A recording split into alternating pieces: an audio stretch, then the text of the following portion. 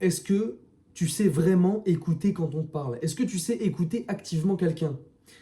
Ou est-ce que alors, quand quelqu'un discute avec toi, pendant que la personne parle, tu es déjà en train de réfléchir à ce que tu vas dire après? Ou est-ce que quand la personne parle, dès qu'elle s'arrête de parler, tout de suite, tu essaies de prendre la parole pour toi aussi raconter ce que tu penses de ce qu'elle dit ou quelque chose qui t'est arrivé à toi et qui ressemble à ce qu'elle est en train de te raconter? Si c'est pas le cas, si tu penses que tu sais écouter activement, tant mieux. Maintenant, je vais te raconter une petite histoire pour t'illustrer le fait que c'est pas le cas de tout le monde et qu'il y a bien des gens qui doivent apprendre à écouter activement parce que c'est une vraie qualité. Et que pour être un bon communicant, pour savoir communiquer bien, pour être un bon orateur, il faut avant tout savoir écouter correctement. L'hiver dernier, j'ai fait une saison dans les Alpes pendant laquelle j'ai rencontré différents saisonniers avec moi, avec lesquels j'ai pu lier des amitiés. Amitiés entre guillemets éphémères, un petit peu comme dans le film Fight Club si tu l'as vu, parce qu'aujourd'hui j'ai plus contact avec eux. Mais bref, sur cette saison d'hiver, j'ai eu comme deux phases.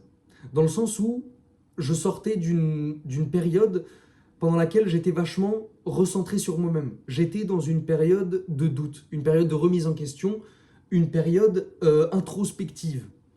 Ce qui a fait que sur ce début de saison d'hiver, j'étais vachement silencieux. Tout de suite, j'ai branché avec des jeunes et tout de suite, le soir, souvent on allait se caler dans les chambres à plusieurs. Et moi, au début, donc j'étais plutôt silencieux. Donc je parlais pas trop. J'étais là dans la chambre, il y avait du brouhaha tout autour et je me contentais d'écouter. Je me contentais d'écouter et je discutais un petit peu, mais c'était pas moi qui parlais le plus. Et encore aujourd'hui, c'est jamais vraiment moi qui parle le plus quand je suis avec du monde. Et il y a autre chose même, de manière générale, au-delà de ça, où je vois que les gens se confient à moi très vite. Pourquoi? Je pense parce que justement j'ai cette capacité d'écoute active, où j'arrive à simplement avoir l'oreille attentive, écouter les gens sans vouloir, moi, parler, tu vois. Donc les gens se confient vite, les gens aiment la plupart me parler, parce que j'écoute sans les couper, sans raconter moi ma vie. Je me contente d'écouter. Bref, et surtout les mecs qui étaient parmi nous, dans les saisonniers, il y en a deux, c'était particulièrement des grands parleurs. Ils parlaient beaucoup, ils jactaient beaucoup. Deux mecs que j'apprécie beaucoup et avec qui j'ai passé beaucoup de moments. Et donc, sur toute cette première période, moi, encore une fois, je me contentais d'écouter.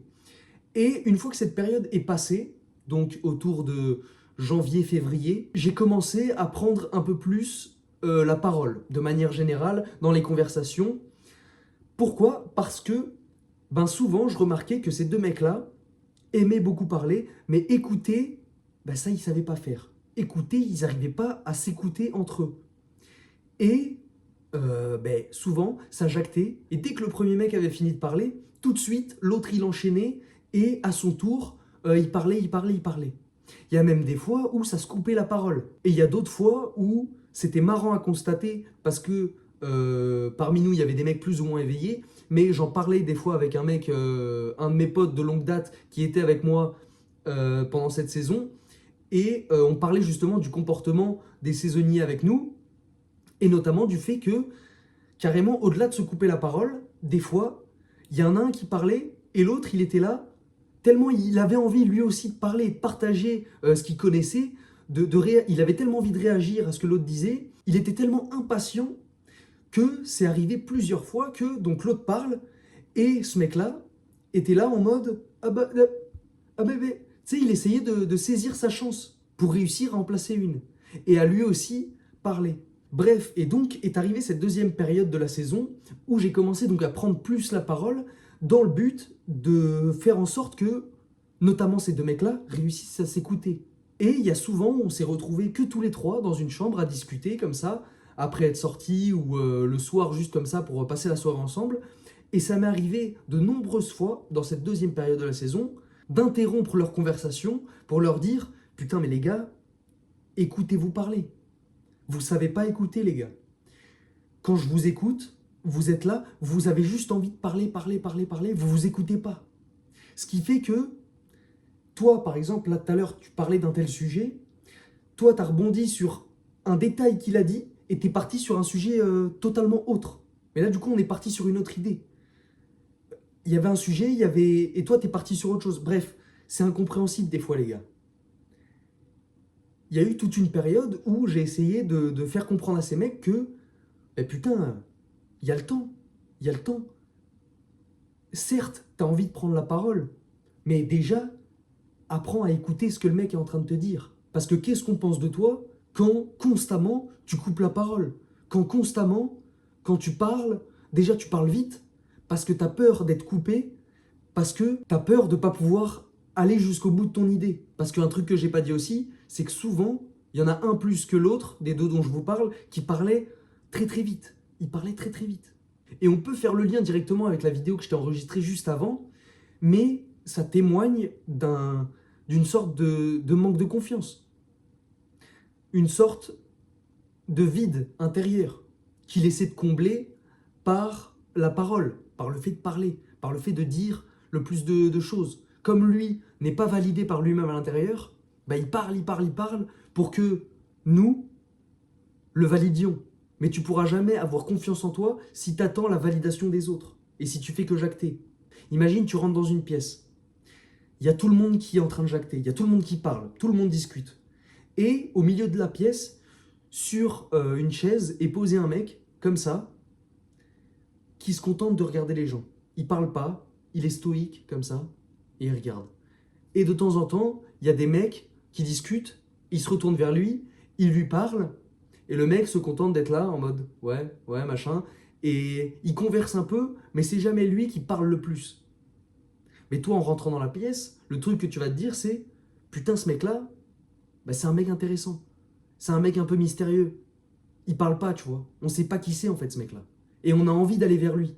On a envie de le faire parler, justement. Et moi, c'était un petit peu mon cas sur cette saison d'hiver. Bref, ce qu'il faut retenir de tout ça, c'est que, évidemment, on est des êtres sociaux. On est des animaux sociaux, les êtres humains.